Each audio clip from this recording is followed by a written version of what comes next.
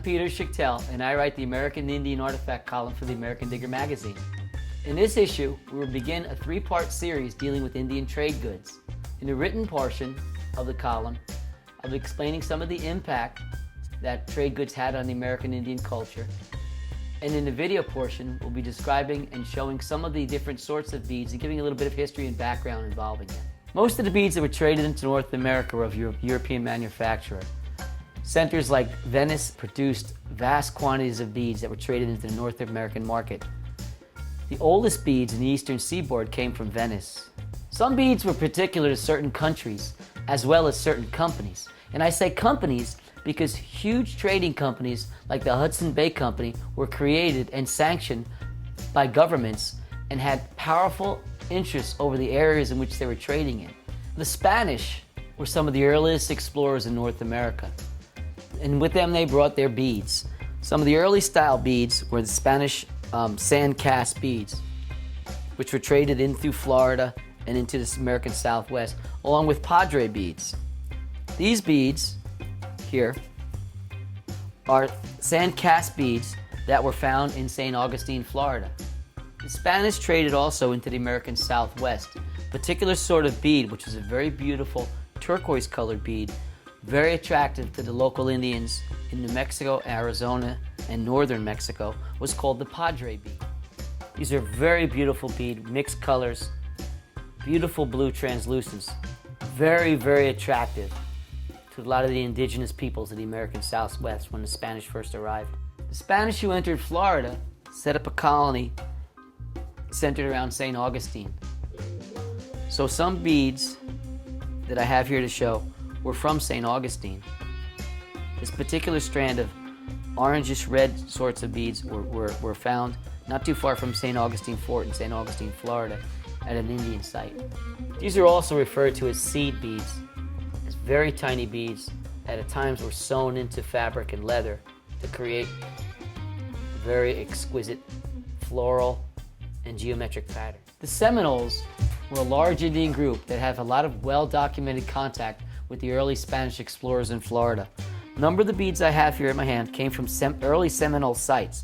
One particular strand here came from a site of a massacre site at Fort Harney in the early 1800s, where basically barrels of these beads were found scattered all over by archaeologists later on.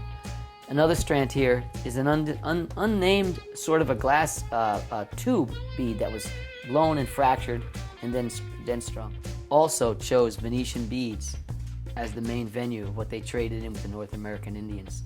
Some of the very, very beautiful beads up in the Northeast heading into New York State and Pennsylvania were Venetian beads of just exquisite, exquisite beauty. The strands I have here are two strands that were found in central PA at an Indian site. The darker of the two strands are pony beads also. Simple manufacture, blue beads. But the prettiest of these two is a very, very translucent, gorgeous, clear glass dispersed with the white colored glass beads that are just beautiful when held up into the light. The Hudson Bay Company was known for trading a certain sort of Venetian bead called the white heart. Different colored beads, in this particular case red and blue, with a white glass center on them, giving them sort of a pomegranate seed sort of an effect. Very, very popular and found at a lot of Hudson Bay Company sites, fort sites, and Indian sites throughout Canada and the northern plains. These two strands here are blue white hearts and red white hearts. As we said earlier, almost all beads were of European manufacture, but certain beads took out certain names by the people who traded them. This particular blue strand are called Russian blue faceted beads. These were found in the Pacific Northwest or down from Alaska. They basically came across the Bering Strait down to Alaska into the Pacific Northwest. Very, very popular beads with the Indians, very, very beautiful beads, and the fact that all the faceting makes them shimmer and refract. This particular strand here illustrates just some of the different sorts of colors these beads came in. Even by today's standards, they're beautiful. The amber hues, the emerald hues, the sky blue colors are just, again, so stunning. It's no wonder that a lot of the indigenous population of North America were just basically taken away by beads. Some of the most sought after beads were the Chevron beads, a Venetian manufacturer. They're basically a layered bead, 5, 6, and 7 layers of different colored glass, which were then cut into bead shapes. These beads were considered to be the best of all, and the possession of them denoted a certain sort of status in a lot of tribes. This sort of chevron bead is referred to as a melon seed bead. Characteristic by the striping and the multicolored centers and the shape that they take. These were very popular, very exquisite beads. And finally, we have here some large walnut-sized chevron beads.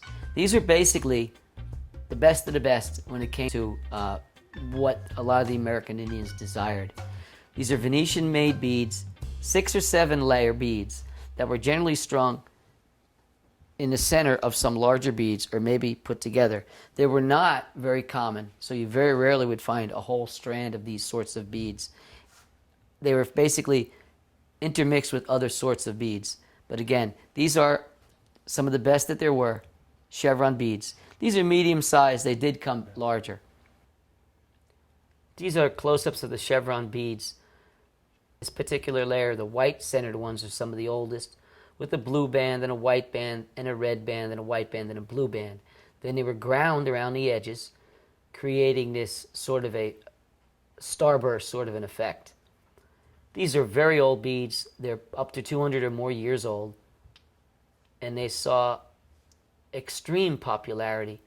The Hudson Bay Company, Northern Plains, Canada, down through New York State. Very popular.